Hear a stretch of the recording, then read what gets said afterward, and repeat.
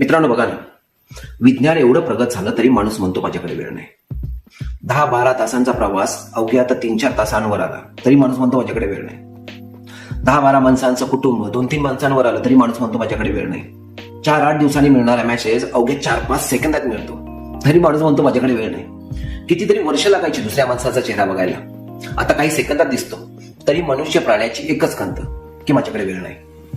घराचे मजले वर खाली करण्यासाठी लागणारी वेळ आणि शक्ती लिफ्टमुळे काही सेकंदावर आली तरी माणसाचं एकच म्हणणं माझ्याकडे वेळ नाही. तासनतास बँकेच्या काउंटरवर वेळ घालवणारा माणूस आता काही सेकंदातच घर बसल्या व्यवहार करतोय तरी म्हणतो माझ्याकडे वेळ नाही. आरोग्य तपासण्यासाठी काही आठवड्यांचा वेळ लागायचा, तोही येऊन आता काही तासांवर थांबलाय तरी माणसाची एकच तक्रार, वेळ नाही. ऍक्टिव्हा चालवत असताना एका हातात मोबाईल एका हातात हँडल धरून माणूस गाडी चालवत असतो कारण त्याला थांबून बोलायला वेळ नाही.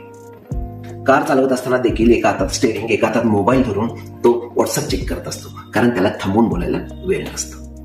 ट्रॅफिक जाम झाल्यावर सुद्धा 1, 2, 3री लाईन बनवून तो पुढे निघून जातो कारण त्याला सिग्नल चालू होईपर्यंत थांबायला वेळ नसतो. एकटा असला की निवांत असतो, पण कोणी समोर येऊन बसलं की चलबिचल होते कारण हे करण्यापासून वेळ नसतो. IPL साठी वेळ आहे, चित्रपटांसाठी वेळ आहे, टाइमपाससाठी वेळ आहे, सटरफटर कामं करण्यासाठी वेळ आहे, पण स्वतःसाठी वेळ नसतो. व्यायाम करून स्वतःचं शरीर चांगलं ठेवण्यासाठी त्याच्याकडे वेळ नसतो. वेळ आणि जीवनात सुलभता यावी म्हणून अविरत काम करणारा माणूस वेळ नाही म्हणून कांगावा करतो. पण मग 24 तासांचं गणित अजून तेवढंच आहे. मग हा वेळ नाही म्हणणारा माणूस वेळ मारून का नेतोय?